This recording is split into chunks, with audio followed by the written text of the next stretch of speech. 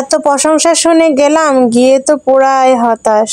আসসালামু আলাইকুম, আশা করি সবাই ভালো আছেন। আল্লাহর রহমতে আপনাদের দোয়ায় আমিও ভালো আছি। চলে আসলাম ছোট্ট একটা মিনি ব্লগ নিয়ে। আশা করি পুরো ভিডিওটি ধৈর্য সহকারে দেখে সুন্দর একটা কমেন্ট রেখে যাবেন। তো সেই দিন কেনাকাটা শেষ করে কিন্তু চলে গিয়েছিলাম 300 ফিট ঘুরতে। তো রাস্তাটা জাস্ট ওয়াও, এত সুন্দর লাগতেছিল, ব্রিজগুলো জাস্ট ওয়াও, এত লাইটিং ছিল না, এত ভালো লাগতেছিল।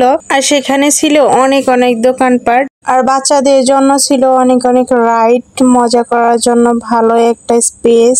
আনাস তো শুধু ভাবতেছিল ওপর তাকিয়ে তাকিয়ে যে এগুলা আবার কি নড়ে চড়ে। যাই হোক, ও কিন্তু খুব আনন্দ পাইছে, খুব ভাবে দেখতেছিল এত লাইটিং, এত লোকজন, এত কিছু কি কি নড়তেছে সেগুলা শুধু উপরে তাকায় তাকিয়ে দেখতেছিল, খুব আনন্দ পাইতেছিল।